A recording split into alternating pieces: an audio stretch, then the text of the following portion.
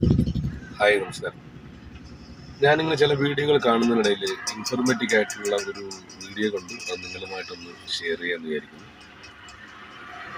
നമ്മൾ പലപ്പോഴും പല ആവശ്യങ്ങൾക്കായിട്ട് പല സ്ഥലങ്ങളിലും നമ്മുടെ ഡോക്യുമെൻറ്റ്സുകൾ നമ്മൾ സബ്മിറ്റ് ചെയ്തിട്ടുണ്ട്.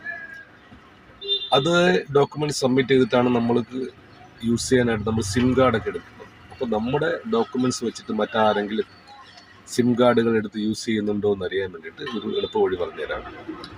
നമ്മൾ ഗൂഗിൾ ക്രോമിൽ പോയിട്ട് TAFCOP TAFCOP എന്ന് ടൈപ്പ് ചെയ്യുക.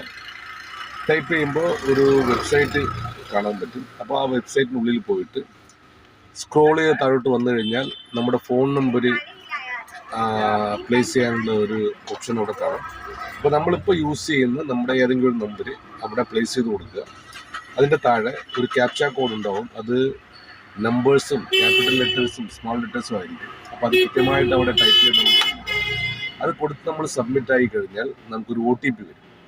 ആ OTP എടുത്തിട്ട് നമ്മൾ താഴെ OTP അടിക്കാനുള്ള ആ സെക്ഷനിൽ കൊടുത്തിട്ട് ലോഗിൻ ചെയ്യുക.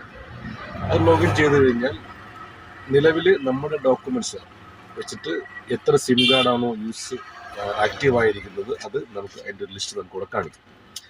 അതിൽ നമ്മൾ യൂസ് ചെയ്യുന്ന സിം കാർഡ് അല്ലാതെ വേറെ ഏതെങ്കിലും സിം കാർഡുകൾ നമ്പറുകൾ അതിൽ കാണിക്കുന്നുണ്ടെങ്കിൽ ആ നമ്പറിനെ ടിക്ക് ചെയ്തിട്ട് നോട്ട് മൈ നമ്പർ എന്ന് പറഞ്ഞ് നമ്മൾ സബ്മിറ്റ് ചെയ്യണം. സബ്മിറ്റ് ചെയ്യുമ്പോൾ അടുത്ത 2 മണിക്കൂറിനുള്ളിൽ ആ നമ്പറുകൾ ബ്ലോക്ക് ആയിരിക്കും.